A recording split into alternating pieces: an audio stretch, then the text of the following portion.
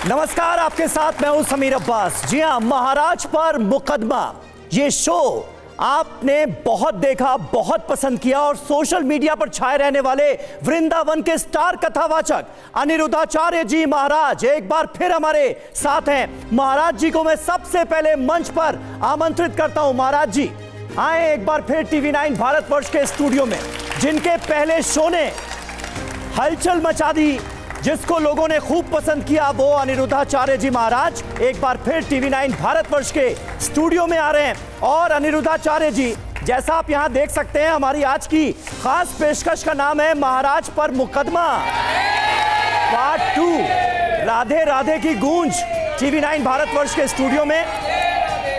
बहुत बहुत स्वागत आपका। विराजें महाराज पर मुकदमा पार्ट 2, क्योंकि पार्ट 1 में आप आए और आपने सभी सवालों के बेबाकी से जवाब दिए, पर आपके साथ विवाद इतने जुड़ जाते हैं कि एक बार में तो सवाल पूरे हो नहीं पाते। इसलिए हमने आपसे फिर आने का अनुरोध किया, जिसे आपने सहर्ष स्वीकार कर लिया। तो महाराज जी, कंट्रोवर्सीज की लंबी फहरिस्त हमारे लिए बिल्कुल तैयार है। क्या आप रेडी हैं मुकदमे के लिए? बिल्कुल बिल्कुल। चलिए, तो आपने इजाजत दे दी है और हमारे साथ आपको फॉलो करने वाली, आपकी आलोचना करने वाली जनता भी मौजूद है। तो जनता के लिए भी एक बार जोरदार तालियां। और हमारे साथ कुछ खास मेहमान भी मौजूद हैं, कुछ तर्कशास्त्री हमारे इस पैनल में हैं जो आपसे कठिन सवाल भी करेंगे। तो चलिए शो की शुरुआत करते हैं। तो बोलने की कला में माहिर हैं महाराज, और महाराज जो कुछ भी बोलते हैं वो सोशल मीडिया पर वायरल हो जाता है। ये एक अपने आप में बहुत खास बात है महाराज जी आप में। लेकिन अब हम जरा अपने तर्कश से कुछ तीरों को निकालते हैं और सबसे पहले आपको सुनाते हैं एक मायके गई पत्नी का दुख सुनाने आए पति को अनिरुद्धाचार्य जी महाराज ने क्या कहा। 1 सालों से ये मायके में हैं अपने, जब पिछले 1 सालों से ये मायके में हैं और 1 साल में मुझे एक बार भी फोन नहीं किया इन्होंने। दांत दिखाओ अपने, दांत ऐसे। अच्छा ठीक है। गुटखा तो नहीं खाते? खाते हैं कभी कभी। दांत कुछ काले काले से लगे, इसलिए हमने जूम करके देखा। तो देखा आपने महाराज की एक क्लिप, और अब इसी क्लिप से जुड़ा एक अहम सवाल हम आपके सामने रखने जा रहे हैं, जो कि महाराज पर मुकदमे का पहला हमारा सवाल है।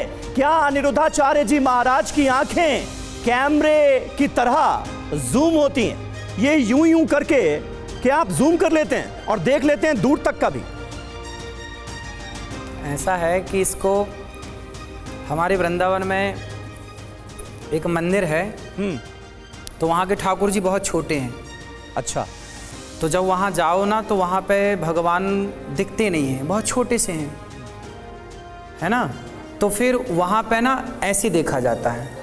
इससे क्या होता है, जो यहाँ वहाँ दिखता है ना, वो केंद्रित होता है। और आप अभी प्रैक्टिकल करिए, आप ऐसे करिए तो आप स्पष्ट देख पाएंगे। ये प्रैक्टिकली है। तो वहाँ पे परंपरा ये सदियों से है कि भगवान जी को ऐसे देखने से ना, जैसे आप बहुत शोर शराबा में, भीड़ भाड़ में और भगवान जी के दर्शन करना है, तो ऐसे करके देखिए, तो बिल्कुल आपको भगवान जी ही दिखेंगे और आप उनको धारण करिए अपने हृदय में। लेकिन जिस व्यक्ति से वहां प्रवचन के दौरान बात कर रहे थे, तो उसके दांतों का गुटखा आपको जूम करके दिखा कि नहीं दिखा? बिल्कुल दिख जाएगा। दिख गया था ना? हाँ। चलिए ठीक है, थोड़ा सा और आगे बढ़ते हैं। सुनिए, अनिरुद्धाचार्य जी महाराज को शादी में दुल्हन के नाचने पर भी ऐतराज है। क्यों भला, जरा देखिए। कल देखो ना, लड़कियां शादी में जब आती हैं मंडप में, तो नाचती हुई आती हैं। कहो इन बेटियों से नाच लेना, कोई मना थोड़ी करेगा। पर यहाँ तुम्हारे सामने ससुर है, तुम्हारा बाप है, तुम्हारा जेठ है, समाज बैठी है, यहाँ ही नाचना क्यों है?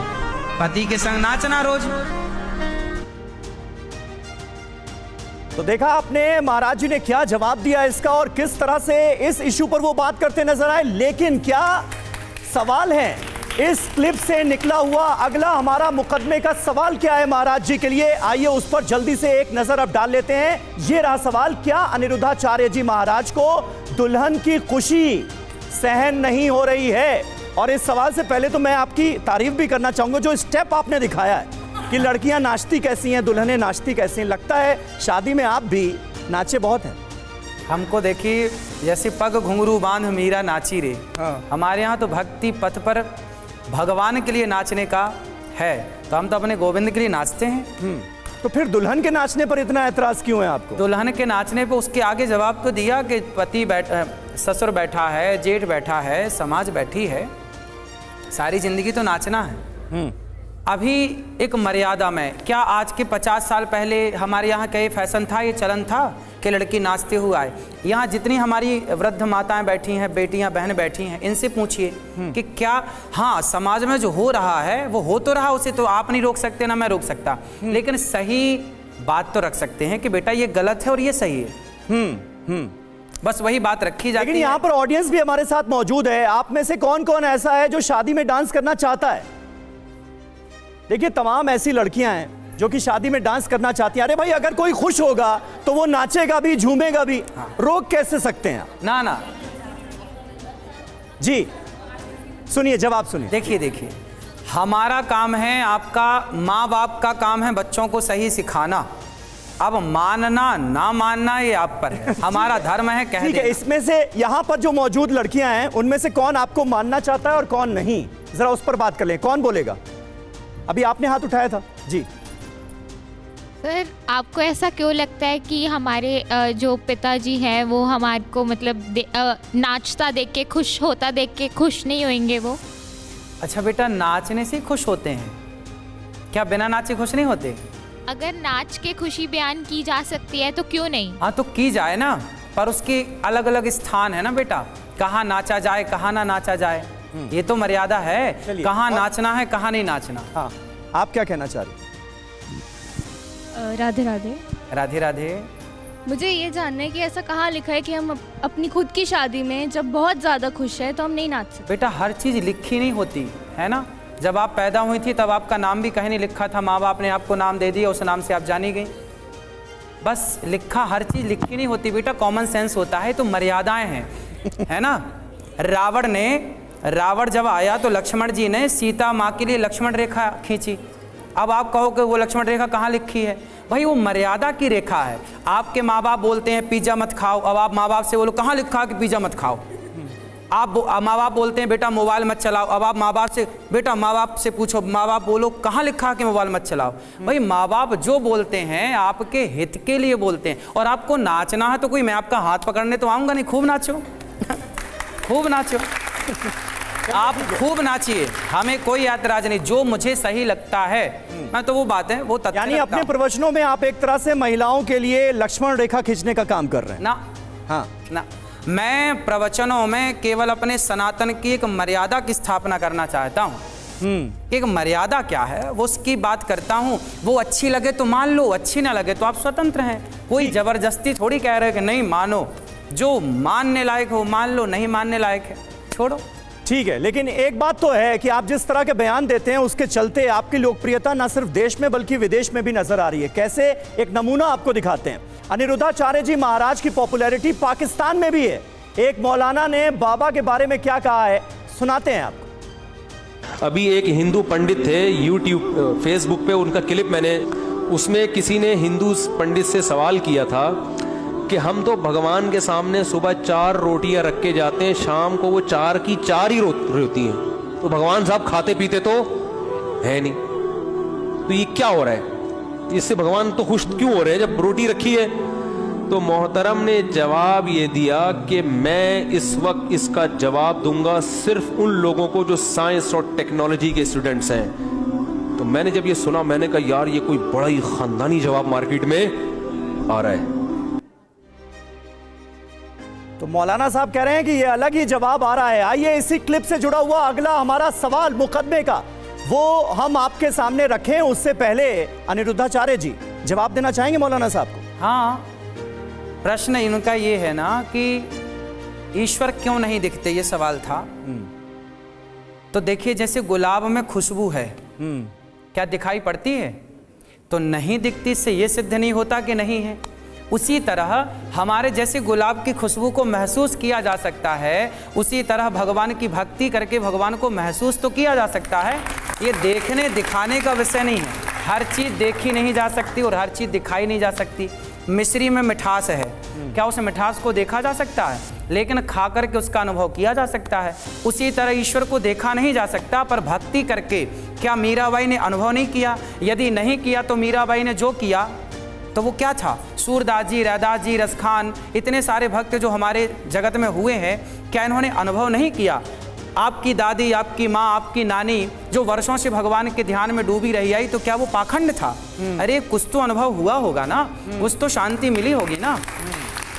इसलिए ईश्वर देखने और दिखाने का सब्जेक्ट नहीं है, ये महसूस। मिश्री खाओगे तो मिठास का अनुभव हो ही जाएगा, भक्ति करोगे तो ईश्वर का अनुभव हो ही जाएगा, कोई बहुत बड़ी बात नहीं है। और भगवान को जो भोग लगाया जाता है उसको लेकर उनका सवाल था। लेकिन मुझे ये बात हैरान कर रही है कि पाकिस्तान के मौलानाओं को आप में इतनी दिलचस्पी क्यों है? पाकिस्तान के बहुत लोग कथा सुनते हैं। मेरे पास एक बार ऑफर आया था। अच्छा। मेरे पास ऑफर आया, बोले आप पाकिस्तान आ जाओ कथा सुनने, कथा सुनाने। मैंने कहा मैं आऊँगा तो फिर याद रखना पूरा पाकिस्तान हिंदुस्तान हो जाएगा। क्या बात है, इस बात पे तालियां होंगी क्या? पुनः पाकिस्तान हिंदुस्तान हो जाएगा जैसे था। चलिए, तो ये राज भी खुला कि अनिरुद्धाचार्य जी महाराज को पाकिस्तान से भी न्योता आ रहा है प्रवचन के लिए, और मौलाना तो वहां के उनकी बात पर रिएक्ट करते हुए नजर आ ही रहे हैं, और उनके सवालों का जवाब भी आज महाराज जी ने TV9 भारतवर्ष पर दे दिया। अगला सवाल, क्या अनिरुद्धाचार्य जी महाराज संतान प्राप्ति चाहने वालों को भी सलाह देते हैं, मंत्र देते हैं, उपाय बताते हैं क्या? अगली क्लिप जो आपको हम दिखाने जा रहे हैं वो इसी से जुड़ी हुई है। संतान प्राप्ति चाहने वालों के लिए क्या बाबा के पास कोई मंत्र है? जरा सुनते हैं। जिसको संतान नहीं होती वो गाय को गेहूं खवाए, और गेहूं जब उसके गोबर से वापस आए तो उसको धुल करके, उसे सुखा करके, उसको पीस करके उस आटे की रोटी बनाकर भगवान को भोग लगाकर वो रोटी खाने से संतान प्राप्ति होती है। मतलब समझ रहे हैं? तो सुना अपने बाबा को, संतान प्राप्ति की चाह रखने वाले लोगों को क्या मंत्र देते हुए नजर आ रहे हैं। इससे जुड़ा एक बहुत अहम सवाल है जिसका जवाब आज TV9 भारतवर्ष के स्टूडियो में अनिरुद्धाचार्य जी से लिया जाएगा, और वो सवाल ये रहा, क्या अनिरुद्धाचार्य जी महाराज अंधविश्वास को बढ़ावा दे रहे हैं? ये बड़ा सवाल है। मतलब संतान प्राप्ति कैसे होगी, इसका भी नुस्खा ढूंढ निकाला आपने? नहीं, मैंने नहीं ढूंढा, ये प्रमाणित है। जो पुराने लोग हैं वो सब जानते होंगे। आपने रघुवंशम पढ़ा है? पढ़ा है, इसलिए बोलते हैं पढ़ा करिए। महाकवि हुए हैं और आप सबको पढ़ना चाहिए बेटा। जो आज की जनरेशन है, आप सबको ना हमारे ग्रंथों को पढ़ना चाहिए। आपने सुना होगा भगवान श्री राम के पूर्वज हुए हैं दिलीप, राजा दिलीप। रघुवंशम में पूरी कथा है, ये रघुवंशम जब पढ़ते हैं तो पूरा मिलता है। उनको संतान नहीं हो रही थी तो वशिष्ठ जी के पास गए। वशिष्ठ जी से कहा संतान नहीं है, बताइए क्या हुआ? बोले आपने गाय को देखकर प्रणाम नहीं किया तो गाय का अपराध है आपके ऊपर। तो हमारी गाय है, वशिष्ठ जी की गाय का नाम था नंदिनी। बोले हमारी गाय ले जाओ और इसकी सेवा करना। तो उनकी सेवा करने से, गौ माता की सेवा करने से राजा दिलीप को संतान प्राप्त हुई, जिनका नाम रघु पड़ा, जिनके नाम से रघुवंश पड़ा। रघुकुल रीत सदा चली आई, प्राण जाए पर वचन न जाई। यदि गौ माता की कृपा से, गौ माता की सेवा से, गौ माता के आशीर्वाद से राजा दिलीप को संतान हो सकती है, लिखा प्रमाण है, तो हमारे और आपके संतान क्यों नहीं हो सकती गौ माता की कृपा से? लेकिन गाय की सेवा करना महाराज जी एक बात है, हाँ। और आप गोबर की रोटी खाने की सलाह? गोबर की रोटी नहीं, मैंने खुद खाई है। खाइए आप। मैंने गोबर की रोटी नहीं, वो क्या है, एक प्रोसेस है। गाय के अंदर जब गेहूं जाता है तो आप इसको सर्च कीजिएगा यूट्यूब पे, गूगल में करिएगा। उस गाय के अंदर जब वो गोबर जाता है और जब वो गोबर गाय के अंदर गेहूं जाता है और वो गोबर के द्वारा बाहर आता है, उसके जो सामान्य गेहूं है और उस गेहूं को आप देखेंगे तो दोनों में अंतर होता है ना। और वो गाय कोई पशु नहीं है। गाय इसलिए हम सनातनी लोग माता कहते हैं, गावो विश्वस्य मातरः। तो गाय को माता क्यों कहा जाता है? सामान्य जानवरों से कुछ विशेषता होगी तब तो गाय को माता कहा गया। और मैं क्या कह रहा हूं? मैं कह रहा हूं कि गाय को खिलाइए गेहूं, फिर वो बाहर निकलेगा, गोबर से उसे धुलिए, उसकी रोटियां खाइए। ये मैंने बड़े बड़े संतों से सुना है और मैंने खुद वो रोटियां खाई हैं। आप जब वो रोटियां खाएंगे तो निश्चित ही आपके शरीर में जो दोष हैं बच्चे ना होने के, जो कई बार डॉक्टर बोलते हैं कि संतान नहीं होगी, कई बार डॉक्टर मना कर देते हैं आपको नहीं हो सकता, ऐसे केस भी देखे गए, उनको भी होता है। कई बार डॉक्टर बोलते हैं कि आप 1 घंटे बाद मर जाओगे या 1 महीने बाद मर जाओगे, इतनी आयु है, वो लोग सालों साल जिंदा रहते हैं। तो यानी इसका मतलब एक तरह से आप मेडिकल साइंस को चुनौती दे रहे हैं। भाई चुनौती हम नहीं दे रहे, हमारी गाय के गोबर का जो गेहूं है वो धुल के खाओ तो संतान की प्राप्ति हो जाएगी। ऐसा मैंने उदाहरण के लिए कहां लोग जाते हैं, कितने बड़े बड़े अस्पतालों में घूमते रहते हैं। आपने तो पूरी मेडिकल साइंस को चुनौती दे दी महाराज। चुनौती ही मानिए आप। हमने तो उदाहरण दिया भगवान राम के पूर्वज राजा दिलीप का रघुवंशम महाकाव्य पढ़िएगा, महाकवि कालिदास जी के द्वारा रचित। ठीक है, तर्कशास्त्री कुछ हमारे साथ मौजूद हैं और ये मुझे लगता है बहुत इंपॉर्टेंट सवाल है जिस पर आप लोग रिएक्ट करना चाहेंगे। आप क्या कहना चाहेंगे? गाय के गोबर का जो गेहूं है उसे धुलकर खाओ तो संतान की प्राप्ति होगी, क्या है आपके हिसाब से? देखिए, पुरानी किताबों में तो बहुत सारी ऐसी बातें हैं जो मिथ्या हैं, पहले उनकी रघुवंशम को आप मिथ्या कह रहे हैं। आज सारी ये बातें, महाकवि कालिदास की बातों को आप मिथ्या कह देंगे। सारी बातें साबित हो चुकी है। आपने पढ़ा रघुवंशम? हाँ, रघुवंश पढ़ा है, संस्कृत भी पढ़ी है। आप ये कहकर मत डराइए कि रघुवंश पढ़ लिया तो आप ज्ञानी हो गए। रघुवंश हमने पढ़ा है। आप बाबा सुन तो लीजिए, सुन तो लीजिए। आज ये प्रमाणित हो चुका है कि स्त्री और पुरुष के मिलने से बच्चे पैदा होते हैं, गाय का गोबर खाने से बच्चे पैदा नहीं होते हैं। ये सभी लोग जानते हैं। सबको बच्चा पैदा होना चाहिए, सबको बच्चा पैदा होना चाहिए। किसी को ऐसा क्यों कि नहीं पैदा होता है? आपके भक्तों से पूछ लीजिए बच्चा उनको कैसे पैदा हुआ। अच्छा ये बताइए, आपने कहा कि स्त्री पुरुष के मिलने से बच्चा पैदा होता है, तो सारे स्त्री पुरुष तो मिल रहे हैं, फिर भी क्यों बच्चे पैदा होने की? इसलिए जनसंख्या बढ़ रही है, इसलिए जनसंख्या बढ़ रही है, इसलिए हम 150 करोड़ हो गए हैं। अरे भाई फिर ये केस क्यों है कि गाय का गोबर खा के नहीं हुए हैं 150 करोड़? ठीक है, तो सवाल क्या है आपका? मेरा सवाल ये है कि मिथ्या बातों को छोड़िए और कुछ तार्किक बात कीजिए। समाज को तार्किक बात है, आप मानो ना मानो दीजिए बाबा। और आपने जिक्र किया कि धर्म ग्रंथों को आपने पढ़ा, कौन से धर्म ग्रंथ में ये लिखा है कि गाय का गोबर खाने से और गेहूं उसमें से निकाल के खाने से संतान की प्राप्ति होती है? जी वहां पब्लिक से बात करिए। क्या कहना चाह रहे? नहीं आप बताइए। हाँ, एक एक करके आराम से। राधे राधे। गोबर खाने से महाराज जी नहीं बोला, जो उसका गेहूं निकलता है उसे धोने से गेहूं किसमें से निकलता है? गाय जो गोबर करती है, गोबर जो करती है, गाय के गोबर से जो गेहूं निकलता है वो खाना है। वो नहीं, गेहूं धो के खाना है। गेहूं धो के खाना, उसे पिसवा के। ठीक है। ये जो विधि है, ये जो उपाय है संतान प्राप्ति का, ये कौन से धार्मिक ग्रंथ में लिखा है जो आप बता रहे हैं? ये भी मुझे आपको लिखा हुआ बता दूंगा, मैं आपको लिखा हुआ बता दूंगा। हाँ बताइए। बिल्कुल बताऊंगा। कौन से? आपने मेरे को पहले बताया होता तो मैं लिखी हुई प्रमाणित पुस्तकें लेके आ जाता। हाँ। आपने बताया नहीं ना पहले कि आपको ये पुस्तक लानी है प्रमाण। चलिए। हाँ, ये पीली मैया को बात करा। बोलिए। ये हमारे आचार्य जी कह रहे हैं, व्यास जी, कि ये गेहूं खाने से बच्चे होते हैं। हमने और भी कैसी दवाई हैं, एक यही नहीं है हमारे पास, और भी हमारे पास बहुत उपाय हैं जिनसे खाने से बच्चे भी होते हैं और लड़के भी हो जाते हैं। ऐसे भी उपाय हैं। अच्छा। ये तर्कशास्त्री जी क्या हर चीज को लिखित में दिखाएंगे हमको? मतलब तर्कशास्त्रियों को, वैज्ञानिकों को, डॉक्टर्स को नहीं पता है क्यों? सारी चीज डॉक्टर। यहाँ पर कोई कुछ बोलना चाहेगा इस पर? यहाँ पर कोई कुछ बोलना चाहेगा आप में से? जी। उन्होंने बोला गोबर नहीं खाना, गोबर से निकला गेहूं खाना है।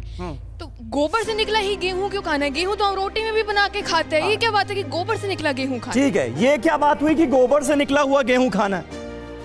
बेटा पंचगव्य का नाम सुना है? पंचगव्य का नाम सुना है? देखो आप बच्चे हैं, आप नहीं जानते पंचगव्य क्या होता है, आप जानते नहीं। हमारे यहाँ वर्षों से एक परंपरा रही है बेटा, कोई भी शुभ कार्य होता है, यज्ञ होता है, भगवान राम ने यज्ञ किया, श्री दशरथ जी ने यज्ञ किया, भगवान श्री कृष्ण ने यज्ञ किया, और आज भी आप कभी यज्ञ करेंगे और आज भी आप कोई विशेष बड़ी पूजा करेंगे तो सबसे पहले आपको पंचगव्य पिलाया जाएगा। पंचगव्य में 5 चीज़ें होती हैं, गाय का सुंदर सा दूध, दही, घी और गोबर का रस और गौमूत्र, ये 5 चीज़ों को मिला करके पंचगव्य बनाया जाता है। और वो पंचगव्य पी करके आप शुद्ध होते हैं, यज्ञ के योग्य बनते हैं, यज्ञ के अधिकारी बनते हैं। अब आज की जनरेशन आप लोगों ने ये सब पढ़ लिया है तो क्या अपनी भारतीय संस्कृति जो परंपरा वर्षों से चली आई है, क्या उसे आप आज की शिक्षा से नकार देंगे कि नहीं जी ये सब गलत है? हमारी संस्कृति, हमारे शास्त्र, और मैं जिन शास्त्रों का बेटा जिक्र करता हूँ ना, वो शास्त्र बिल्कुल साइंटिफिक हैं। मैं हर बात विज्ञान की कसौटी में खरी बोलता हूँ। आज बताइए, साइंस का मतलब बताऊं? पहले सवाल जल्दी, क्या पूछ रहे हैं आप? जल्दी लग रहा है मैं 200 साल पीछे पता नहीं कितने साल चला गया हूँ। साइंस का पहले आप मतलब बताइए। देखिए, साइंस का मतलब मैं बता रहा हूँ जी महाराज। सारी दुनिया मानती थी आज से कुछ 100 वर्ष पहले कि पृथ्वी चपटी है। सारी दुनिया मानती थी कि पृथ्वी चपटी है। उस समय भारत के हमारे वेद पुराण कहते थे कि पृथ्वी गोल है। भागवत जी में आज भी सब्जेक्ट है भूगोल, जो पृथ्वी गोल है। तो हमारे यहाँ तो साइंस है ना बेटा। बेटा देखिए, साइंस का मतलब क्या होता है? मैं तो देख रहा हूँ आप मेरे से 15-20 साल छोटे होंगे। हाँ। पर मुझे लग रहा है मैं आपसे पता नहीं 200 साल आगे हूँ। आप मुझे बड़ी छोटी सी एक मिनट सुन लीजिए। हाँ। एक आदमी अपनी शादी में दूल्हा नाच सकता है, दुल्हन नहीं नाच सकती। ये मुझे समझ नहीं आया। दूल्हे की खुशी अलग है, दुल्हन की खुशी अलग है, ऐसा क्यों? दूसरा आप कह रहे हैं, इन्होंने क्या बोला था अभी वो कि बच्चे नहीं, IVF के ज़माने में, सरोगेसी के ज़माने में, और जहाँ पे अब आप देखिए चाइना, अमेरिका वगैरह कंट्री में जहाँ पे गाय की वो पूजा नहीं करते, इसका मतलब है वहाँ बच्चे नहीं होते। उनको अगर कोई मेडिकल इशू होता है तो उनको भी यही वाली चीज़ करनी पड़ती है। भारत की तुलना और तीसरा बहुत इंपॉर्टेंट, साइंस का मतलब क्या है? आप रेफर मत करिए, मैं बताऊंगा। इसका प्रवचन नहीं, एक लाइन का आंसर दे दीजिए। साइंस का मतलब क्या? नहीं तो मैं जवाब ले लेता। साइंस, देखिए ये पूछ रहे हैं साइंस का मतलब क्या है। साइंस मतलब विज्ञान। विज्ञान क्या है? हमारे वेद ही विज्ञान है। हमारे वेद ही। आपने अपना सवाल पूछ लिया, उन्होंने जवाब दे दिया। उन्होंने जवाब दे दिया जी। हाँ, एक मिनट माइक। जो साइंस ये होता है, सुन लीजिए, जो प्रक्रिया 99.99% टाइम सक्सेसफुल होती है, उसको साइंस कहते हैं। सिंपल सी। क्यों हमारे वेद प्रमाणित नहीं है? Repeatedly successful. अगर जो चीज 40, 50, 60% होती है उसको साइंस नहीं कहते। क्या वेद को आप प्रमाण नहीं मानते? अरे वेद, आप वेदों पे क्यों जा रहे हैं? मैंने वेद ही विज्ञान है। आप विज्ञान कहाँ से आया? आप बात कर रहे हैं बच्चों की। आप कह रहे हैं बच्चों को गाय का ये दो तो बच्चे पैदा हो जाएंगे। ये अगर 99.99% अगर ऐसा होगा तो साइंस है। यदि इसका आपके पास कोई डेटा है? यदि हाँ, आपके पास बताइए। सुनिए, यदि वेद, सुनिए, ऐसे नहीं जवाब जी। क्या है, यदि वेद विज्ञान नहीं है तो नक्षत्र, तारा और ग्रह को विज्ञान आज जान रहा है। हमारे ऋषि मुनि पहले से बता रहे, नवग्रह की पूजा होती आ रही है। ये बताएंगे कि विज्ञान क्या है? अरे वेद ही विज्ञान है। जो वेद में है वही विज्ञान है। क्यों? हम तो वैदिक है ना, तो वेद में जाएंगे। आराम से बैठ जाइए। ठीक है, थोड़ा सा आगे बढ़ते हैं। और अनिरुद्धाचार्य जी महाराज को अंग्रेजी और दूसरी भाषाओं से भी समस्या है। ये हम क्यों कह रहे हैं, जरा ये क्लिप सुनिए। हम दोनों मियाँ बीवी उसको बहुत समझाते हैं गुरुजी। मियाँ कब से हो गए आप? हस्बैंड वाइफ हैं? हस्बैंड वाइफ दोनों। हस्बैंड क्यों हो गए, पति क्यों नहीं हुए? मियाँ को पहले नंबर पे रखा, हस्बैंड को दूसरे और पति को तीसरे नंबर पे रखा, जबकि पति पहले। भारतीय शब्द क्या है? पति।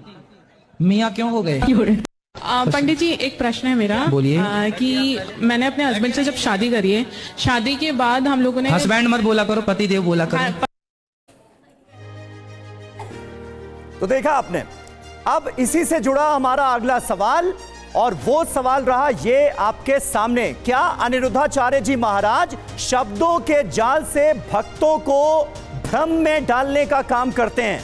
महाराज जी, हस्बैंड कहो, पति कहो, मियाँ कहो, कैसे मियाँ कहो? कैसे मियाँ कहो? भाई देखिए, हम भारत का रहने वाला हूँ, भारत की बात सुनाता हूँ। है प्रीत जहाँ की रीत, सदा मैं गीत वहीं के गाता हूँ। भारत का रहने वाला हूँ, भारत की बात। फिर इसलिए भारत का हूँ तो मैं पहले नंबर पे पति और पत्नी को रखूंगा। भाई मियाँ, हमारे यहाँ मियाँ का प्रचलन है ही नहीं, तो मियाँ क्यों बोला जाए? हाँ देखिए, आपने सबसे पहले जो कहा वही गलत कहा। आपने कहा कि महाराज जी भाषा के विरोधी हैं ना। चाणक्य नीति में लिखा है, चाणक्य ने कही ये बात, मैंने नहीं। चाणक्य ने कहा है कि जब आपको समय मिले तो उस समय आप क्या करें। तो चाणक्य कहते हैं कि आपको जब भी समय मिले तो अन्य भाषाओं का नॉलेज लीजिए। मतलब मैं खुद इस बात से सहमत हूं कि आप सारी भाषाओं का ज्ञान रखिए। आपको इंग्लिश आए, तमिल आए, तेलुगु आए, कन्नड़ आए और मलयालम आए, चाइनीज आए, नेपाली आए, जापानी आए, फला फला सब आए, लेकिन सब भाषा आए, लेकिन आप आपसी संवाद अपनी सनातन भारतीय भाषा में करें। यानी आप हिंदी के तो समर्थक हैं, लेकिन बाकी भाषाओं के विरोधी हैं, इसीलिए तो ये बात कही जाती है।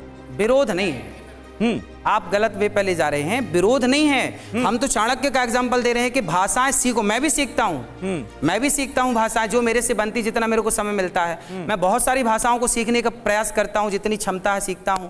लेकिन जब मैं आपसी तालमेल में बात करूं आपस में, तो मैं अपनी भारतीय, मैं तो कहता हूं आप हरियाणा के हैं ना, तो आपको हरियाणवी में बात करनी चाहिए। आप गुजरात के हैं ना, आपको लैंग्वेज सामान्य भाषा में गुजरात में गुजराती बात करना है, ताकि हमारी भाषाएं बनी रहें। हम सारे भारत के लोग आज इंग्लिश में बात करते हैं। तो भारत तो लेकिन अलग अलग संस्कृतियों, अलग अलग भाषाओं का देश है। तो भाषा इंपॉर्टेंट है या भाव इंपॉर्टेंट है? भाषा भी इंपॉर्टेंट है। हमारे बड़े बुजुर्गों ने तो यही कहा है, ज्ञान जहां से मिले ले लो, चाहे वो जिस भी भाषा में हो। आप समझिए इस बात को, आप बहुत डीप पे जाइए। पाकिस्तान में भी मुसलमान रहता है और बांग्लादेश में भी मुसलमान रहता है। जब दोनों मुसलमान थे तो देश को टुकड़े करने की क्या जरूरत पड़ी? क्योंकि दोनों की भाषाएं अलग थी। दोनों की भाषाएं अलग थी। भाई सबसे बड़ी बात है भाषा। आज हमारे भारत में बहुत सारी दिक्कतें क्यों हैं? क्योंकि भाषा दिक्कत करती। आजकल हमारे मध्य प्रदेश में अभी जो सिलेबस चालू हुआ ना, शिक्षा चालू हुई, आप इंजीनियर बनिए, डॉक्टर बनिए, एडवोकेट बनिए, सब हिंदी में आप बन सकते हैं। अभी तक क्या था कि जो भी आप पढ़ेंगे इंग्लिश में। यदि इंग्लिश में ही सब होता तो फिर सरकार को क्यों करना पड़ा?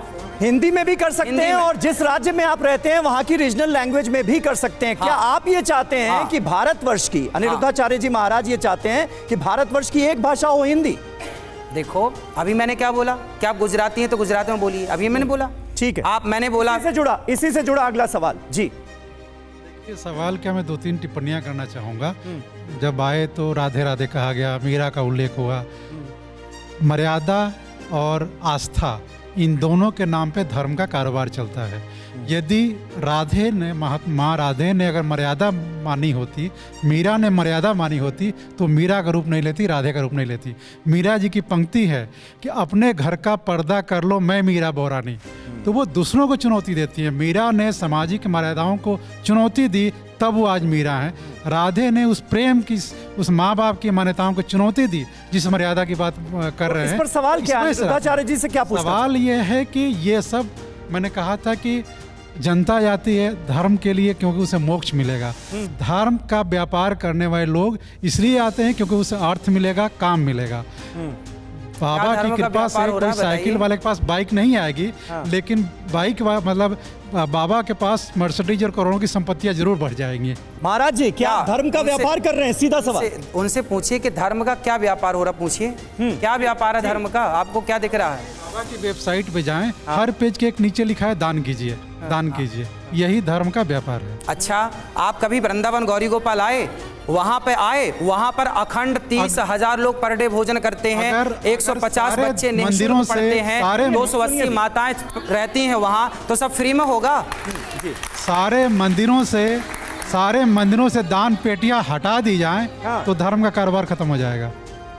आप कह रहे हैं कि सारे मंदिरों से अगर दान पेटियां हटा दी जाएं तो धर्म का कारोबार खत्म हो जाएगा। इस पर एक टिप्पणी आपकी। अरे भाई देखो, ये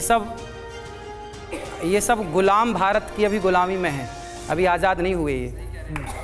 अभी ये आज़ाद नहीं हुए, ये अभी गुलामी मानसिकता में भारत है। आज़ाद है, ये गुलाम है। भारत आज़ाद है, हम संविधान प्रदत्त देश में रह रहे हैं। अभी सुनो, मैं बताऊं, गुलामी के मानसिकताओं उत्तर दे दूं इनका। धर्म के आधार पे गुलामी वाला दौर खत्म हो गया, अब संविधान की आज़ादी वाला दौर। अभी सुनो ठीक है, लेकिन अभी मैं बताऊं, जी महाराज ने, इन्होंने पूछा कि दान पेटियां हटा दो मंदिरों से। आज बताइए पूरे भारत में, यदि पूरे भारत में आज सनातन संस्कृति की बात कहीं से हो रही है तो कहाँ से हो रही है? मंदिर ना होते तो मंदिर क्या था? आपने कभी मंदिर का कॉन्सेप्ट समझा भी है कि गुलामी के दौर पे जीते चले आ रहे हैं? मैं आज मंदिर के बारे में खुल के बताऊं, मंदिर हैं तो गुरुकुल हैं। मंदिर में जो दान जाता है उस दान से गुरुकुल, आज आपने बोला एक भी बार कि मुसलमानों के यहाँ वो चलता है, क्या बोलते हैं उसको, मदरसा। आपने बोला मदरसा चल रहा है, मदरसा चले उससे इनको कोई आपत्ति नहीं, पर गुरुकुल चल रहे हैं तो क्यों चल रहे हैं, इनसे आपत्ति है। गुरुकुल पर आपत्ति है क्या आपको? अभी सुन लेते हैं, गुरुकुल पर आपत्ति है क्या? इतने मंदिर हैं जो शिक्षण संस्थानों को चलाते हैं। मैं बता रहा हूँ, आप आइए, मैं बता रहा हूँ, आओ यहाँ आओ। महाविद्यालय जर्जर स्थिति में है। ठीक है, ये डिस्कशन हम यहीं से आगे बढ़ाएंगे, लेकिन अभी अनिरुद्धाचार्य जी महाराज ने वृद्धाश्रम का जिक्र किया। वृंदावन में अनिरुद्धाचार्य महाराज जी का गौरी गोपाल वृद्धाश्रम है। यहाँ वृद्ध महिलाओं की सेवा की जाती है, उनका ख्याल रखा जाता है, और महाराज के मुताबिक उनके इस आश्रम में अभी 280 वृद्ध महिलाएं हैं। ये वो वृद्ध महिलाएं हैं जो अकेली हैं या फिर जिनको उनके परिवार ने छोड़ दिया। इनके लिए आश्रम में भोजन और आवास की व्यवस्था की जाती है। आश्रम की तरफ से आने वाले दिनों में 1000 से ज्यादा वृद्ध माताओं को आश्रय देने का लक्ष्य है। यहाँ रहने वाली बुजुर्ग महिलाएं खुद क्या कह रही हैं, आइए सुन लेते हैं जब उनका यहाँ पर जिक्र हुआ है। मैं 3 साल होगा। अच्छा, महाराज की सेवा करते, 2 टाइम चाय मिलता, 3 टाइम खाना मिलता, रात को दूध, गाय का दूध मिलता। बहुत सेवा मिल रही है, पूरा अपने घर से ज्यादा सेवा है, अपने बेटा पूरा दे रहे हैं सेवा। माँ है हम उनकी, बेटा से ज्यादा सेवा करते हैं। सब चीज की सुविधा मिल रही है, खाने पीने रहने की, सब चीज की, कोई चीज की कमी नहीं है। जो महाराज जी सेवा कर रहे हैं ये हमको घर में नसीब नहीं। जो भोजन हमको यहाँ प्राप्त हो रहा है वो घर में नसीब नहीं है। जो दवा हमको यहाँ मिल रही है वो हमको घर में नहीं मिलती। तो ठीक है, हमारे टीवी 9 भारतवर्ष के जो रिपोर्टर थे, यहाँ पर हम बता भी दें अपने दर्शकों के लिए, क्लियर कर दें, वो अचानक पहुंचे थे वृद्धाश्रम में और कुछ जो बूढ़ी माताएं थी उनसे हमारे रिपोर्टर ने बात की और उन्होंने जो कहा वो हमने आपके सामने रख दिया। इस पर अगर आप में से कोई रिएक्शन देना, हाँ क्या कहना चाहते हैं? अब मेरा प्रश्न ये था कि जैसे आप लोग अभी बता रहे हो कि गुरुजी ने चंदा मांगते हैं, वो धर्म में नहीं लगाकर शब्दों के जाल में बिछाकर लोगों को भ्रमित करते हैं, लेकिन वहीं दूसरे विशेष समुदाय के लोग हैं जो कि यूट्यूब पे आप उनकी वीडियो देखें, उनके इंटरव्यूज मैंने देखे न्यूज़ चैनल पर, जो बताते हैं कि हम आपको 72 हूरों की पास भेज देंगे अगर आप हमारे तरीके से चलते हैं। जहाँ एक सनातन धर्म में महिलाओं को इतनी इज्जत दी जाती है, इतना सम्मान दिया जाता है, वहीं दूसरे धर्म में एक ही व्यक्ति के साथ ना जाने कितनी महिलाओं के साथ भेदभाव किया जाता है। आप उसको देखिए। ठीक है, यहाँ पर एक जवाब और यहाँ पर हम क्लियर कर दें कि हमारा किसी भी धर्म या किसी की आस्था को ठेस पहुंचाना बिल्कुल मकसद नहीं है। यहाँ पर बाबा जी से सवाल हो रहे हैं उन्हीं के बयानों के आधार पर। देखिए, एक तो 2 wrongs don't make a right। चाहे मदरसा करते हैं वो भी गलत है, ये करते हैं। अच्छा, मुझे ये आप बहुत पैसे कमाएं, आप उसको इन्वेस्ट करें, लोगों पे लगाएं, मुझे उससे कोई, पर जब आप वो प्रवचन देते हैं, जैसे अब आप कहते हैं हिंदी बोलिए, अब ग्लोबलाइजेशन का ज़माना है, बच्चों को बाहर जाते हैं पढ़ने, अब आप हिंदी पे कर रहे हैं, आपको नहीं लगता है जब आप इस तरह की चीज़ें बोलते हैं तो उनके करियर पे आप कहीं ना कहीं एक ब्रेक लगवा रहे हैं? क्योंकि बाहर अब तो चीनी, जो कि इतने कट्टर चीनी उसके वो मैड्रिन के थे, वो लोग इंग्लिश पढ़ रहे हैं क्योंकि उनको पता है ग्लोबलाइजेशन का ज़माना है। और आप यहाँ पे भारतीय बच्चा जो आज की डेट में पढ़ना चाहता है, आप कह रहे हो नहीं हिंदी का प्रयोग करो, हस्बैंड नहीं बोलो, पति, पता इतनी छोटी छोटी बातों पे आप तो एक गुरु हैं, आपको तो ये चीजें ओवरलुक करनी चाहिए। गलत वे पे जा रहे हैं। हमने बोला जब अमेरिका जाइए, लंदन जाइए तो इंग्लिश में बात करिए, पर अपने घर में आइए अपने दोस्तों से तो अपनी भाषा में बात करिए। इतनी सी तो बात है, इसे क्यों नहीं समझ रहे हैं आप लोग? इतने बुद्धिमान है। हाँ, ऐसे नहीं। अगर मैंने अपने बच्चों को कॉन्वेंट या इंग्लिश मीडियम स्कूल में भेजा है और वो लोग इंग्लिश में सोचते हैं और वो हिंदी में नहीं बात कर सकते, अब मैं भी कई बारी आप मेरे से बात करेंगे, मैं ऑटोमेटिकली इंग्लिश में सोचता हूँ। अब मैं आपको खुश करने के लिए हिंदी में बात करूँ क्योंकि मेरा भारत महान, मेरा भारत यहाँ पे मेरे दिल में है, मुझे किसी का सिग्नेचर नहीं चाहिए कि भाई मैं किस भाषा में बात करूँ। आपके प्रवचन को सुनने वाला भक्त जो स्टूडेंट है, ऐसा तो नहीं कि कहीं उसकी ग्रोथ रुक जाएगी? आप लोग इतने बड़े बड़े बुद्धिमान होकर भी बच्चों जैसी बातें कर रहे हैं, है ना?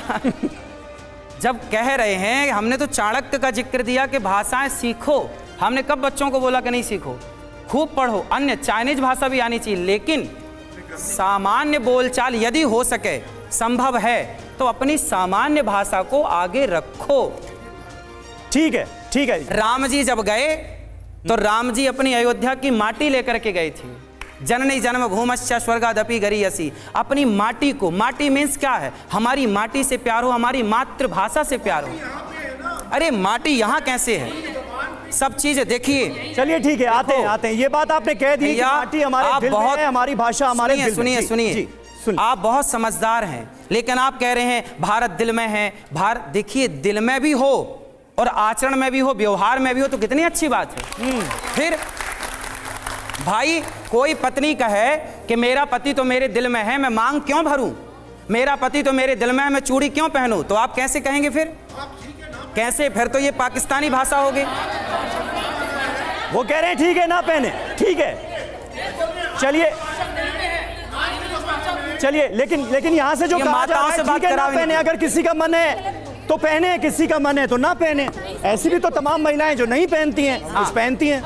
नहीं, जो गुरुजी बोल रहे हैं बहुत अच्छा बोल रहे हैं। संस्कार कहते हैं, मातृका संस्कार नहीं छोड़ना चाहिए। चूड़ी सिंदूर हमारे भारतीय में संस्कृति ये भी आपके बच्चे जरणों को सिखाओ। गलत बोल रहे हैं। ठीक है, आपके हिसाब से गलत। आप क्या कहना चाहते हैं? मैं कह रही हूँ कि मैं मतलब वर्ड्स में मैं हिंदी में बात कर रही हूँ, लेकिन मैं अपने देश के लिए कुछ कर नहीं रही हूँ, तो मतलब मैं पैट्रियोटिक हुई। लेकिन मैं इंग्लिश में बात कर रही हूँ, बट मैं अपने देश के लिए साइड बाय साइड कंट्रीब्यूशन भी कर रही हूँ, डेवलपमेंट में हेल्प कर रही हूँ, तो मतलब मेरे को देश से प्यार नहीं है क्योंकि मैं हिंदी में नहीं बोल रही हूँ। तो ये क्या बात है? महाराज जी, चलो महाराज जी, उत्तर दूं। APJ अब्दुल कलाम का नाम सुना है आपने? हाँ, वो भी अंग्रेजी ही बोलते थे। फिर मेरी बात, सामान्य बोलचाल की भाषा अंग्रेजी थी। मेरी बात रीजनल लैंग्वेज के साथ साथ। ठीक है, मैं बहन की बात से सहमत हूँ। हाँ। पर बताइए कि स्वामी विवेकानंद जी जब गए तो सारे लेडी एंड जेंटलमैन बोल रहे थे, हाँ या ना? लेकिन आपने उनका इंटरव्यू सुना होगा, उन्होंने कहा था भाई और बहनों, कहा था। क्यों कहा था? क्यों? स्वामी विवेकानंद जी ने आज के सैकड़ों साल पहले लेडी और जेंटलमैन से शुरुआत नहीं की थी, भाई और बहनों से शुरुआत की थी। इसलिए दुनिया में उनका डंका बजता है। जो अपनी भारत जो अपनी भाषा से प्यार नहीं करता ना बेटा। क्या कहना चाह रहे हैं आप? सुनिए, उसका बातें ना खुद में कॉन्ट्राडिक्ट करती हैं। कैसे? जैसे महाराज बोल रहे हैं पति परमेश्वर होता है, हिंदू धर्म में पति परमेश्वर है कि नहीं महाराज? मानते हैं सनातन में पति परमेश्वर है? पत्नियों से पूछो ना कि मानती हैं। आप भी तो बोलते हैं, फिर उनके सामने नाचने में क्या परेशानी है? अब जब हम परमेश्वर के सामने नाच रहे हैं और पति के सामने नाचने में परेशानी है, महाराज कमाल कर रहे हैं आप। दूसरी चीज आप नहीं, हम आपसे बात करने नहीं, हम महाराज से सवाल पूछ लें, आप लोग शांत रहेंगे थोड़ी देर? जी। आप हमें महाराज ये बताइए, आप 21वीं सदी में जी रहे हैं, आप यहाँ कैसे आए? रथ से आए हैं महाराज या फिर कारवार से आए हैं? तो टेक्नोलॉजी का इस्तेमाल कर रहे हैं ना। आप बातें कर रहे हैं 5000 साल पहले की, द्वापर की, त्रेता की, हम सब लोगों ने पढ़ा है, हम भी हिंदू हैं, ठीक है, मैं ब्राह्मण आदमी हूँ, मैंने भी संस्कृत पढ़ी है। आप बातें करते हैं 5000 साल पहले की और चीजें इस्तेमाल। आपने घड़ी कौन सी कंपनी की पहनी है महाराज? हमें जो दे देते दिया जाता है महाराज, तो पहन लेते हैं। अगेंस्ट क्यों बोलते हैं आप? मेडिकल साइंस के अगेंस्ट बोल रहे हैं। आपने सिस्टम ही बदल दिया पूरा कि भाई गाय के गोबर खाने से बच्चा पैदा हो जाएगा, या गोबर में जो गेहूं निकल रहा है। आपकी बातें महाराज तर्क संगत बिल्कुल नहीं है, आपकी सारी बातें कॉन्ट्राडिक्ट करती हैं। आप मुझे बताइए, आपकी सारी बातें एक दूसरे को कॉन्ट्राडिक्ट कर रही हैं। ये चस्का वाले भैया से बात कराइए, उनके प्रश्न का उत्तर ये देंगे। हाँ, क्या आप क्या कहना चाहते? जी चाह रहा था, महाराज जी जो कह रहे हैं कि सारी भाषाओं का ज्ञान होना चाहिए। हमारे स्कूल के अंदर इंग्लिश पढ़ाते चलो ठीक है, हमारी जर्नल नॉलेज क्या कहती है? अरे एक एक करके एक हमारी जर्नल नॉलेज ये होनी चाहिए, भाषाओं का ज्ञान होना चाहिए। चाइनीज भी पढ़ो, क्या बोलते हैं, फ्रांस भी पढ़ो, सब कुछ पढ़ो। पढ़ने के बाद हेलो, अपनी भारत भूमि, अपनी जड़ और अपनी मातृभूमि को नहीं भूलो, उनका ये कहना है। आप अपने माँ बाप का सम्मान करो, आप अपने मतलब अरे बच्चा जब पैदा होता है माँ बोलना सीखता है या मम्मी बोलता है? ठीक है, लेकिन यहाँ से एक बात अनिरुद्धाचार्य जी, यहाँ से एक बात हुई कि आपकी जो बातें हैं वो अपने आप में विरोधाभासी हैं। इसका जवाब इन्होंने कहा कि आप 5000 साल पुरानी बातें क्यों करते हैं? भाई ये बताइए, क्या 5000 साल पुरानी बातों का आज प्रभाव नहीं है? 5500 साल पुरानी द्वारिका की पूजा मोदी जी अभी समुद्र के अंदर करने गए थे। क्या करने गए थे वो? भाई समझिए भाई, आप करवा दीजिए, हम रथ में चले जाएंगे। जवाब देने दीजिए उनको, जवाब देने दीजिए, जवाब पूरा होना चाहिए। भाई आज के समय पे ऐसे नहीं, ऐसे आवाज आज के समय के हिसाब से आप जी रहे हैं और मैं भी जी रहा हूं, लेकिन आज के समय के हिसाब से जीने का मतलब ये नहीं है कि हम अपना पुराना इतिहास भूल जाएं। 5,500 साल पुराना जो द्वारिका है वो समुद्र में पानी के अंदर मिली ना। मोदी जी गए ना पूजा करने, तो वो आप कह रहे 5,000 साल पुरानी बातें क्यों कर रहे हैं? हम तो क्यों ना करें बातें भैया। एक मिनट ऐसे नहीं, माइक। महाराज ये बताइए कि आप कथावाचक हैं कि मॉरल पुलिस हैं कि आज के टाइम पे तो आप, मैं बताऊं, ट्रेंडिंग है मीम्स में। आप समझ रहे हैं 21वीं सदी में मीम कल्चर तो आप समझते ही होंगे। मैं इंस्टाग्राम खोलता हूं, आपके हजारों मीम्स पड़े होते हैं। इसी से आप परेशान हैं। इसी से आप परेशान हैं। नहीं, मैं परेशान नहीं हूं महाराज। लेकिन मैं चाहता हूं कि जो आप कर रहे हैं कम से कम तर्क के साथ बोलें, फैक्ट के साथ बोलें। आप बोल रहे हैं 14 साल के लड़के ने जीमेल का आविष्कार किया है। आप बोल रहे हैं स्टीव जॉब्स के वो 1973 में आया था, एप्पल खा के दे दिया उन्होंने। कैसी बातें कर रहे हैं महाराज आप? ये सारी फैक्ट चेक करिए पहले, फिर बोलिए आप। ठीक है। चलिए अब मुझे लगता है भाषा पर बहुत बात हो गई, थोड़ी गणित की बात करते हैं। अब आपको अनिरुद्धाचार्य जी महाराज का एक अजीबो गरीब गुड़ा भाग दिखाते हैं। थोड़ा सा हम सीरियस हो गए, मुझे लगता है थोड़ा सा माहौल को लाइट किया जाए। भाषा के बाद बात गणित की। क्या कह रहे हैं महाराज, सुनिए। 70 में क्या जोड़ा कि 17 हो जाए? 9वीं पढ़ते हो? ये उत्तर तो हमने 6वीं 7वीं में पा लिया था। 70 में क्या जोड़ा कि 17 हो जाए? फास्ट। माइनस के 53। अरे माइनस प्लस नहीं लगेगा यार। माइनस आप जोड़ना है, घटाना नहीं है। हम बोल रहे हैं जोड़ो, प्लस करो, माइनस नहीं करो। पता नहीं। हिंदी से लिखो 70 और फिर हिंदी से लिखो 17, आ की मात्रा जुड़ जाएगी। तो देखा आपने 70 को 17 कैसे बनाया महाराज ने। इसी से जुड़ा हमारा अगला सवाल है मुकदमे का, वो जल्दी से हम आपके सामने रखते हैं। क्या अनिरुद्धाचार्य जी अपनी बात सही साबित करने के लिए गलत तर्क देते हैं, गलत तर्कों का सहारा लेते हैं आप क्या? अरे ये तो पहेलियां हैं, बचपन में आप लोगों ने नहीं सुनी? बचपन में पहेलियां होती थी, मरे हुए बकरे को हमने चलते हुए देखा। 17 में क्या जोड़ दिया जाए कि 17 हो जाए? क्या 8 12, क्या 8 12? ये पहेलियां हैं। ये पहेलियां नाम की कोई चीज सुनी है बचपन में? तो बचपन में वो पहेली बच्चों का नहीं, पहले के जो दादा लोग थे ना, दादाजी परदादा, इसमें आप है ना पहेली साबित कर रहे हैं। पहेली देखिए आपकी इसको कहते हैं अपनी, जो आपने वो, इसको कहते हैं ओवर कॉन्फिडेंस, कि आप एक ताज में बैठे हुए हैं और आप किसी को कहीं पे भी कुछ भी बोल दें। पहेलियां सुनी है बचपन में आपने? किसी को भी एम्बैरेस कर दें। पहले बताइए पहेलियां सुनी है? ये आपकी राय हो गई ना, ये आपकी राय होगी। सवाल, मेरा सवाल ये है कि आपकी ज्यादातर बातें ऐसे लगती है कि चुटकुले सुना रहे हैं आप, तो आप चुटकुले ही सुनाइए, समाज को भ्रमित मत कीजिए। क्योंकि आपने केवल चुटकुले सुने, पूरी कथा सुनी। कई लोग गंभीरता से ले लेते हैं। ये 70 और 17 का क्या मतलब है? ये एक चुटकुला है। अभी हम कोई बात कहेंगे तो आप करें आप बचपने की बात कर रहे हैं, और आप तो बचपने से भी नीचे चले गए हैं। तो हम तो छोटे भी हैं ना, बहुत छोटे हैं। हनुमान जी लंका गए, छोटे बन के गए। हम भी आए हैं, छोटे बन के आए हैं। ठीक है, उन्होंने बताया तो कि बचपन में पहेली तो आपने भी सुनी होगी। यही जवाब है ना महाराज जी? आप पहेलियां हैं। देखो कथा जब हम करते हैं ना, हम जब करते हैं तो उसमें थोड़ा हंसना होता है, थोड़ा हंसाना हो, सब प्रकार की। भाई दादाजी ने आपसे तो बचपन में पूछे होगा, बेटा बताओ क्या 8 12? हाँ, मतलब ये सब पहेलियां। अब बताइए, इतने बड़े ये विद्वान बने हैं और ये पहेलियां नहीं जान रहे हैं। और बने विद्वान है, बड़े हम विद्वान हैं, अर्थशास्त्री, और पहेलियों का समझ नहीं है। तो जीवन की पहेलियां सुलझाते भी हैं बाबा? हैं? जीवन की पहेलियां सुलझाते भी हैं क्या? हाँ, जो बनता है वो आपके सामने है। जो बनता है वो आपके सामने। ठीक है, मतलब जवाब आपके पास हर सवाल का है। अब आपको एक और नमूना दिखाते हैं बाबा की हाजिर जवाबी का, और उसके बाद फिर चर्चा करते हैं। शराब पीते हो? जी बीच बीच में पीते हैं। बीच बीच में मतलब जैसे बीच बीच में पानी पीते, भोजन करते जा बीच बीच में पानी पीते जैसे? ना वो बीच ना कभी कभी। फिर कौन सा बीच? राधे राधे गुरुजी। हाँ जी, राधे राधे। गुरुजी आपने भगवान को देखा है? हाँ देखा है। आपको भी दिखा सकता हूँ। हाँ वो दिखाओ। अभी अंदर आना, गौरी गोपाल भगवान बैठे हैं, देख लेना अपनी आंखों से। शादी के बाद मतलब हम लोगों का ना थोड़ा सा झगड़े भी बहुत होते हैं, बनते हैं। आपकी तरफ से होता है कि उनकी तरफ से होता है? उनकी तरफ से भी होता है, मेरी तरफ से भी। एक उंगली उठाओ, इसे यहाँ रखो। क्यों? मैंने सुना बुढ़ापे में प्यार बढ़ता है, ये बात सही है? भैया तुम तो ऐसे शर्मा रही हो जैसे हम तुम्हारे जेठ हों। तो वो बोलते हैं कि अगर हम इन्हें नहीं खाएंगे तो इनकी जनसंख्या इतनी बढ़ जाएगी, फिर वो हमें खाने लग जाएंगे। तो उनसे बोलो कि मनुष्यों की भी जनसंख्या तो बढ़ रही है, अपने माँ बाप को खा लो। ससुराल में किसी के पैर छूती हूँ तो मुझे मतलब चक्कर आ जाता है। बहाने में गिर जाती हो कि पाँव ना छूना पड़े। बाबा, इस हाजिर जवाबी का राज आज खोल ही दीजिए।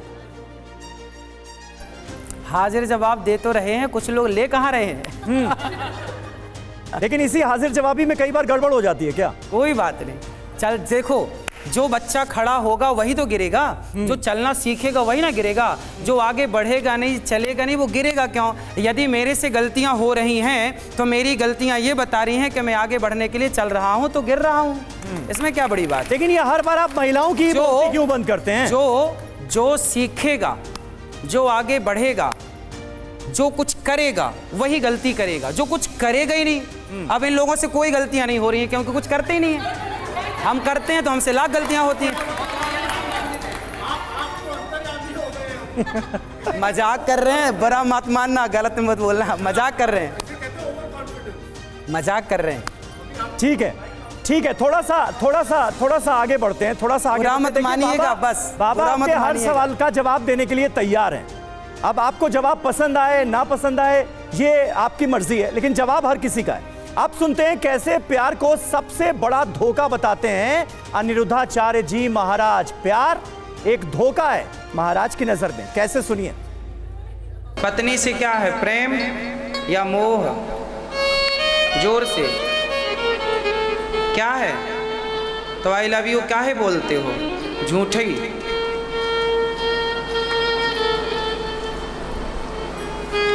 ये जो आई लव यू है ना,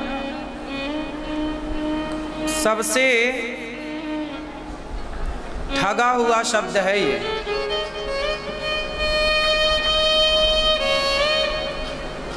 आप किसी को भी आई लव यू बोलें, हम तुमसे प्रेम करते हैं, इससे बड़ा झूठ हो नहीं सकता। आजकल लड़का लड़की प्यार कर लेते, हम तो प्यार, अरे महाराज जी प्यार किया कोई चोरी नहीं की, छुप छुप वाहें भरना क्या, जब प्यार किया तो लो भैया ये गाना बना दिए। इस चक्कर में आज लड़का लड़की खूब प्यार कर रहे हैं। सुनो मेरी बहनों, कोई लड़का आपसे प्यार नहीं करता, वो तो केवल अपनी वासना पूरी करना चाहता है।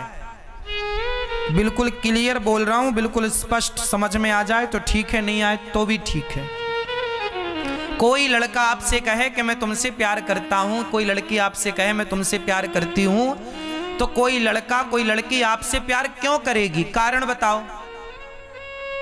कोई लड़की या कोई लड़का आपसे प्यार क्यों करेगा?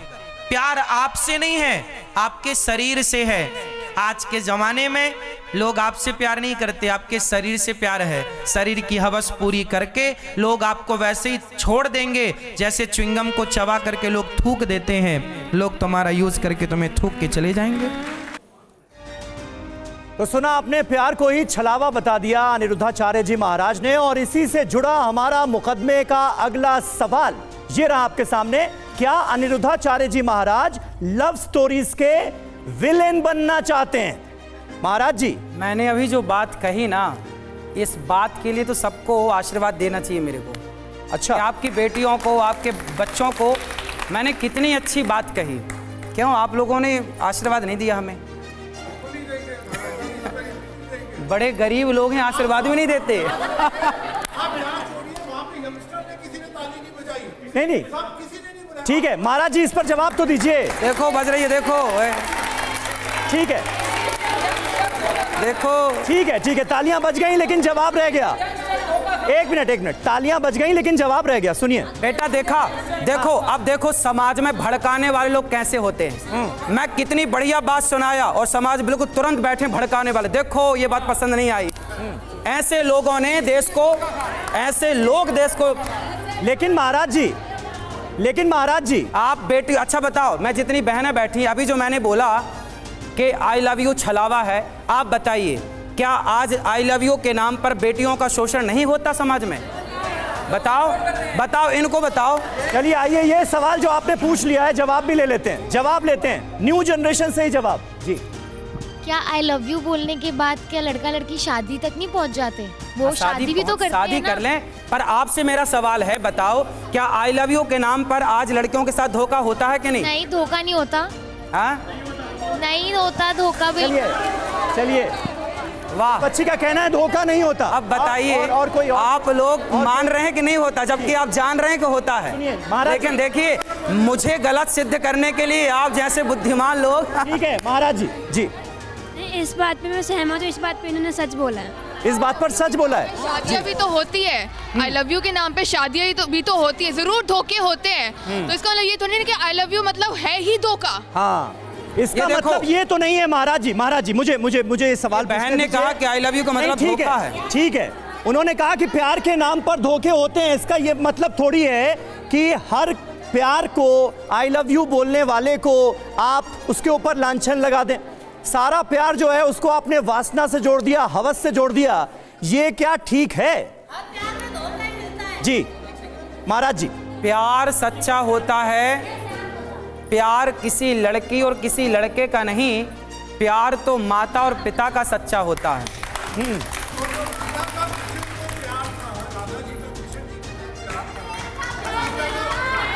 वो राधा और कृष्ण तो पति पत्नी हैं, तो पति पत्नी को प्रेम होना क्या दिक्कत है? कौन से शास्त्र के हिसाब से राधा कृष्ण की पत्नी है? गर्ग संहिता पढ़े हैं? नहीं, लोग कब उनकी शादी हुई थी, तारीख बता दीजिए। रुको बेटा रुको, कब उनकी शादी हुई थी? आपने गर्ग संहिता पढ़ी है? हाँ, सब पढ़े हैं। बताओ, गर्ग संहिता उसका 16वां अध्याय उठा लो। कब शादी हुई थी? जब भगवान श्री, आपने वृंदावन आओ कभी, भांडीर वट है वहाँ वो स्थान है जहाँ ब्रह्मा जी ने राधा रानी का श्याम सुंदर से विवाह कराया। गर्ग संहिता में लिखा, ब्रह्म वैवर्त पुराण में लिखा। कुछ पढ़ा भी तो करिए, हमारी भरोसे बैठेंगे। आप पढ़ लीजिए, राधा और कृष्ण शादी में नहीं है। राधा और कृष्ण का विवाह नहीं हुआ। आपके कहने से नहीं होगा। हम कहें कि आपके माँ बाप का ब्याह नहीं हुआ तो आप मान लोगे? प्रमाण दीजिए। आपने रघुवंश की बात कर रहे थे, आप रघुवंश मैंने निकाल के रखा है, रघुवंश का प्रमाण दीजिए। वो गाय वाली बात जो आप कह रहे हैं, रघुवंश का कौन से श्लोक में बताइए? मैं अभी बता दूंगा, मेरे पास पुस्तक रखी है। नहीं, प्रमाण की अब बेटा मेरे को पता होता ना कि आप जैसे यहाँ लोग बैठे हैं तो प्रमाण लेके आता। प्रमाण लेके आना चाहिए। अब आपको ये नहीं पता कि आप मैंने नहीं पढ़ा है। सोचिए, इन्हें ये नहीं पता कि राधा का कृष्ण से ब्याह हुआ कि नहीं। वो बात सनातन की करने चले हैं, लेकिन ठेकेदार बनेंगे ये, और अक्ल नहीं है, जीरो। महाराज जी, आपके प्रवचन की जो क्लिप हमने दिखाई उसको सुनकर ऐसा लग रहा है कि प्यार मोहब्बत वाले गाने तो आप सुनते हैं, लेकिन प्यार मोहब्बत से परहेज की सबको सलाह देते हैं। पति से, पत्नी से, माता से, पिता से खूब प्यार करो। यहाँ पर देखिए आपकी बात पर जी, क्या हमारे माँ बाप एक दूसरे से प्यार नहीं करते? मैं तो बोल रहा हूँ पति पत्नी करो। तो सिर्फ शादी से क्या होती है यार? ये तो बेटा अभी हमारी बातों को समझने के लिए ना थोड़ा आपको अनुभव की जरूरत पड़ेगी। ठीक है, एक और सवाल है, एक और। सर, जैसे लड़कों की वासना होती है वैसे लड़कियों की नहीं हो सकती? हो सकती है, क्यों नहीं हो सकती? शादी कर लो, शादी कर लो, वासना बुझाओ, प्यार कर लो, क्या दिक्कत है? लेकिन यहाँ का मतलब ये है कि आपने तो सारे प्यार करने वाले लड़कों पर लांछन लगा दिया ना कि वो वासनाग्रस्त हैं। आप ही बताइए। अच्छा चलिए, मैं कुछ नहीं बोलता, बताइए शादी के पहले किया गया प्यार सही है कि गलत है? आप बताइए।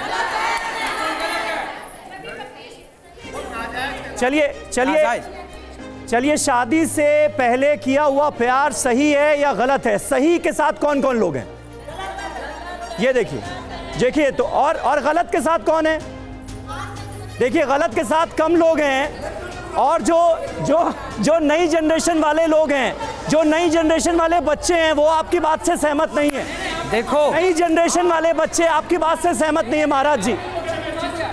देखो एक मिनट जल्दी से जी, सोचिए,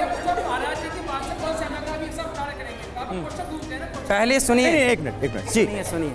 देखिए जरा, समाज में किस तरह के लोग बैठे हैं। जो लड़कियां कह रही हैं कि शादी के पहले प्यार करना सही है, उनके लिए ये महापुरुष हाथ उठा के ताली बजा रहे हैं, सही है।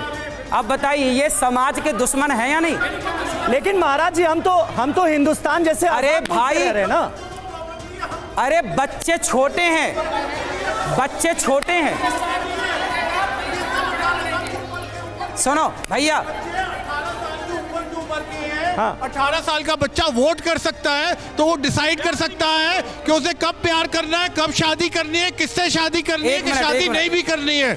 इसके लिए आपका प्रवचन नहीं चाहिए। आपका काम होना चाहिए, जो भी आप रामायण महाभारत वगैरह पढ़ाते हैं, आपको तो चाणक्य के बारे में, क्योंकि वो आपका डोमेन नहीं है, आपका डोमेन बहुत रिस्ट्रिक्टेड है महाराज जी।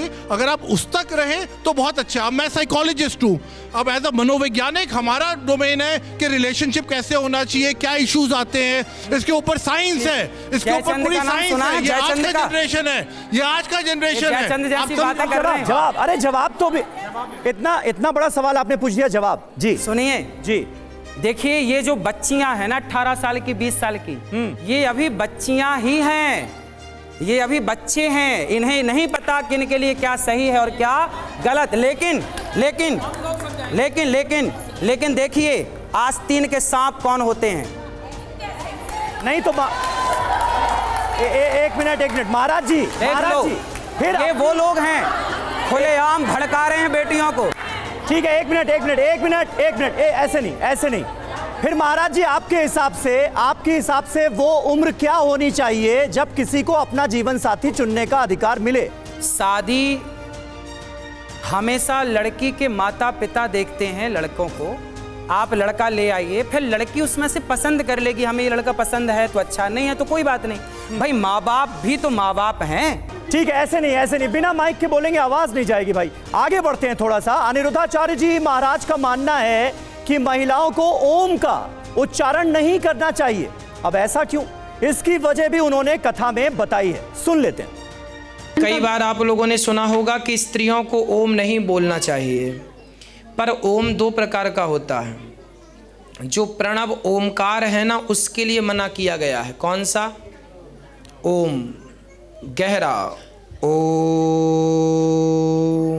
ये किससे क्या होता है कि स्त्री जो गर्भाशय होता है ना, ये नाभि से ओम निकलता है। तो स्त्री जब नाभि से ओम का उच्चारण करती है, गहरा ओम, तो उससे ना जो हमारा गर्भाशय होता है महिलाओं का, वो डैमेज होने की संभावना हो जाती है।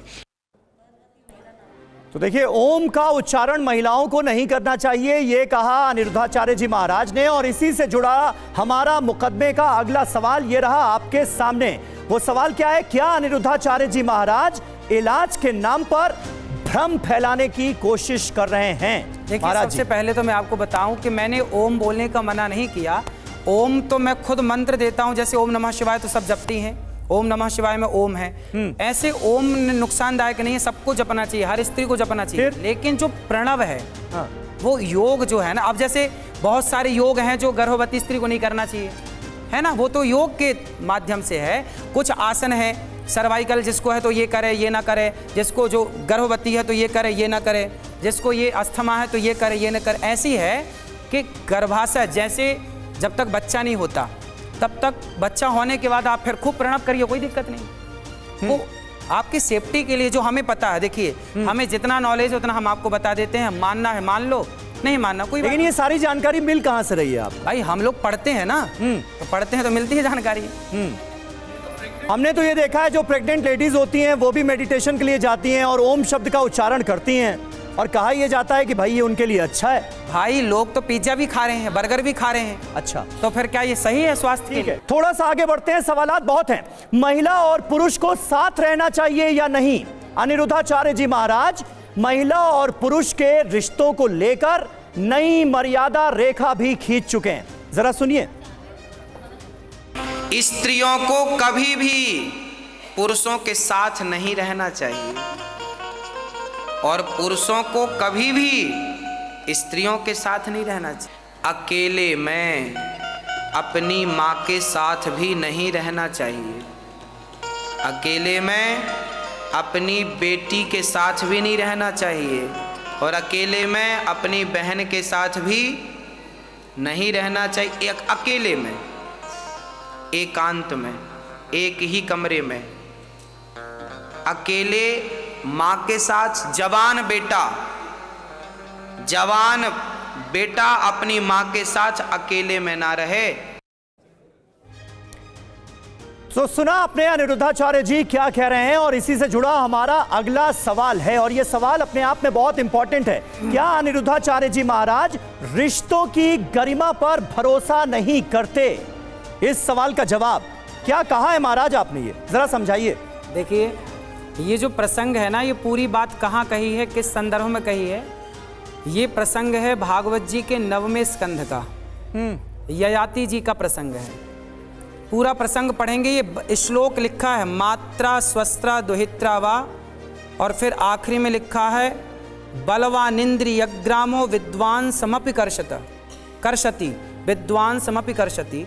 ये जो श्लोक है ये भागवत जी में लिखा है, और मैं आपको इसका प्रमाण दूंगा। जैसा मैंने बोला सेम वैसी लिखा है, मैंने तो लिखी बात कही है। अच्छा, ये प्रसंग क्या है ये समझना पड़ेगा। जब तक आप प्रसंग नहीं समझते कि ये बात क्यों और किसके लिए कही गई है, ये ययाति जी ने कही है कि इंद्रियां हमारी इतनी बलवान हैं, हमारी इंद्रियां इतनी बलवान हैं कि बलवान इंद्रियग्रामो विद्वान समपि कर्षति, मतलब बड़े बड़े विद्वानों का, बड़े बड़े ज्ञानियों को भी ये इंद्रियां मोहित कर लेती हैं। इसलिए अकेले में पर पुरुष के साथ, अपनी माँ जवान बेटे के साथ माँ को ना रखा जाए, ना रहे, ऐसा श्लोक में जो कहा गया वो मैंने कहा। और ये केवल इसलिए कहा गया कि इंद्रियों का भरोसा नहीं, कब किसकी इंद्री कैसे रिएक्ट करने लग जाए, इसलिए हमें अपनी सावधानी रखनी चाहिए। लेकिन एक पिता के साथ उसकी अपनी बेटी सबसे ज्यादा महफूज, सबसे ज्यादा सुरक्षित महसूस करती है। एक माँ के साथ उसका बेटा सबसे ज्यादा सुरक्षित महसूस करता है।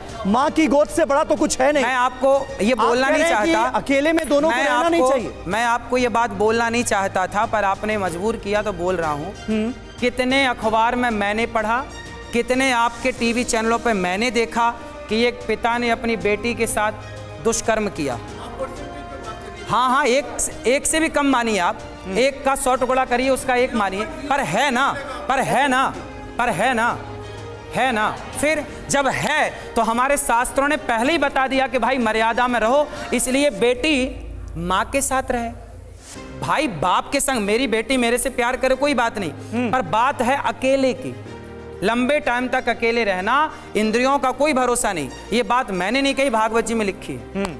और जिसकी अगर कोई बेटी नहीं है, बेटा ही है, तो वो माँ के साथ ना रहे, वो कहीं और रहे। ठीक है, इस पर क्या रिएक्शन है आज की युवा जनरेशन का? जी, आप क्या कहना चाह रही? जी।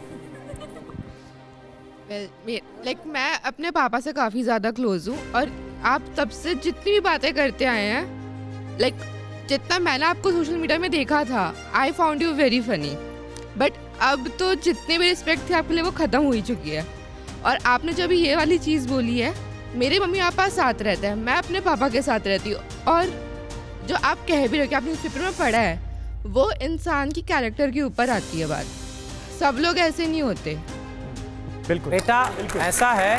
ठीक है, ये और आप जी, आप भी इनका उत्तर दे दूं। हाँ, आप मेरी रिस्पेक्ट करो बेटा या मत करो, मैं नहीं चाहता कि आप मेरी रिस्पेक्ट करो। मैं तो वो बातें कहूंगा जो सदा समाज के लिए शुभ चिंतक रही, अच्छी रही। मुझे लगता है आप यहाँ पर खुद मौजूद हैं। भगवत गीता क्यों पढ़नी चाहिए, इसका जवाब आप ही दे दीजिए।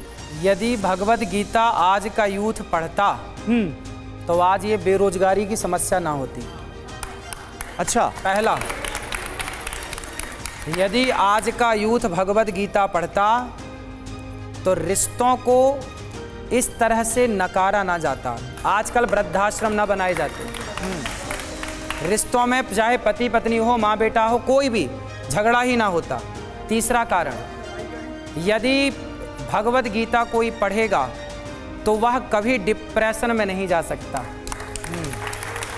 चौथा कारण, यदि कोई भगवत गीता पढ़ता है तो वह जीते जी मोक्ष का अधिकारी हो जाता है। ठीक है, अब थोड़ा सा और आगे बढ़ते हैं, और एक दिलचस्प सवाल, और इस सवाल को जवाब देने का अंदाज जो है वो भी दिलचस्प होगा, क्योंकि ये रैपिड फायर राउंड है। जल्दी से रैपिड फायर राउंड का पहला सवाल हमारे सामने रखा जाए। ये देखिए, आपके पसंदीदा कथावाचक कौन है महाराज जी, जरा बताइए। पंडित धीरेन्द्र शास्त्री, जिन्हें बागेश्वर बाबा के नाम से भी जाना जाता है, प्रेमानंद जी महाराज, देवकी नंदन ठाकुर जी महाराज, या फिर मोरारी बापू? हमारे लिए तो चारों ही पूज्य हैं, लेकिन इन चारों में सबसे पसंदीदा कौन है? देखिए, शंख चक्र गदा पद्म भगवान के चतुर्भुज हैं, है ना। यदि प्रभु के 4 हाथ हैं तो अब उसमें से आप कहें कि एक हाथ को चुनिए। ये सभी भगवान के पथ पर चलाने की प्रेरणा देने वाले महापुरुष हैं, इसलिए हम चारों की वंदना करते हैं। चारों हमारे प्रिय हैं, चारों की चरण धूलि हम माथे पर रखते हैं। लेकिन बहुत अच्छी बात आपने कही, लेकिन धीरेन्द्र शास्त्री जी से कुछ ज़्यादा ही लगाव लगता है, ऐसा है क्या? देखिए, वो हमारे मित्र हैं, वो अपना मानते हैं, दास पर कृपा करते हैं, मिलते हैं अच्छे से। पूज्य गुरु जी के पास भी हम जाते हैं, पूज्य महाराज जी के पास भी जाते हैं। सभी महापुरुषों का दास, हम बच्चे हैं ना सबके, हम छोटे हैं, तो सभी संत समाज का आशीर्वाद दास पे बना रहता है।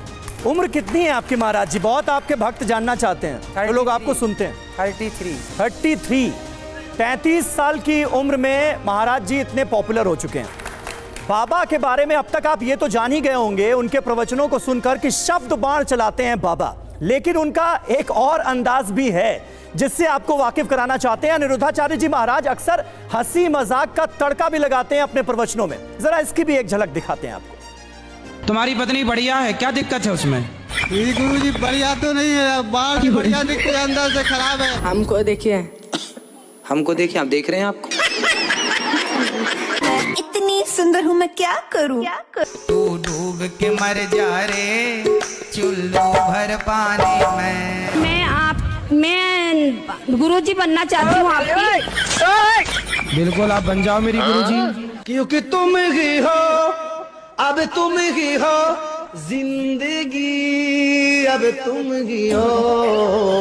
प्यार झूठा सही दुनिया को दिखाने आजा, तू किसी और से मिलने के बहाने आजा।